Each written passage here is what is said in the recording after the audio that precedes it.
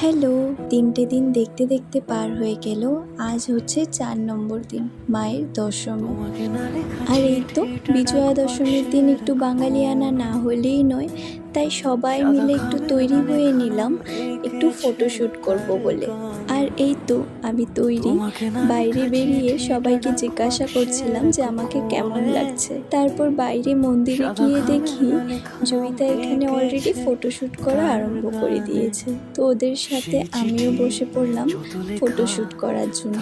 একটু ভিডিও করব বলে মজা করে একে অপরের গালে আমরা সিঁদুর লাগাচ্ছিলাম। যাক বাবা, অনেক হয়েছে ফটোশ্যুট। এবার মাকে বিদায় জানানোর আগে একটু মিষ্টি মুখ করিয়ে প্রণাম নিয়ে নিই। জানেন, পুজোর এই দশমীর দিনটা সকাল থেকে যেন মনটা বড্ড খারাপ থাকে। দশমীর এই দই চিড়াটা খেতে দুর্দান্ত হয়। আর অল্পক্ষণ পরেই সবাই মাকে মন্দির থেকে বের করে নিল। চলুন এবার আমরা সবাই মিলে তৈরি হয়ে বেরিয়ে পড়লাম মায়ের বিজয়া দশমীর জন্য। প্রতি বছরের মতোই মাকে বিদায় জানানোর জন্য হই হই করে আমরা সবাই পিছে নাচ করতে করতে মায়ের সাথে চলি। অবস্থা দেখছেন? আর কিছু দূর যাওয়ার পরেই আমাদের সবার অবস্থা ছিল ঠিক এইরকম। আর এই তো চলে আসলাম আমরাও ঘাটে। আর এই ঘাটটাতেই মায়ের বিসর্জন হবে। এক রাশ মন খারাপ নিয়ে মাকে আরতি দেখিয়ে দিলাম। তবে মন খারাপ করলে চলবে না, আজকের থেকেই আবার দিন গোনা শুরু করলাম।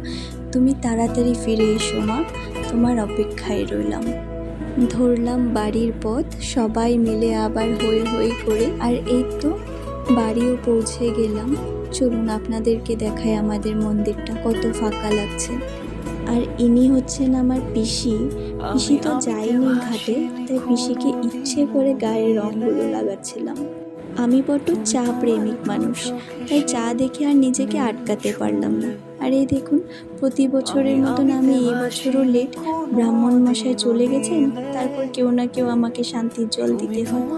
তারপর রাতের খাবার খেয়ে একটু বসে বসে সবাই মিলে একটু গল্প করছিলাম।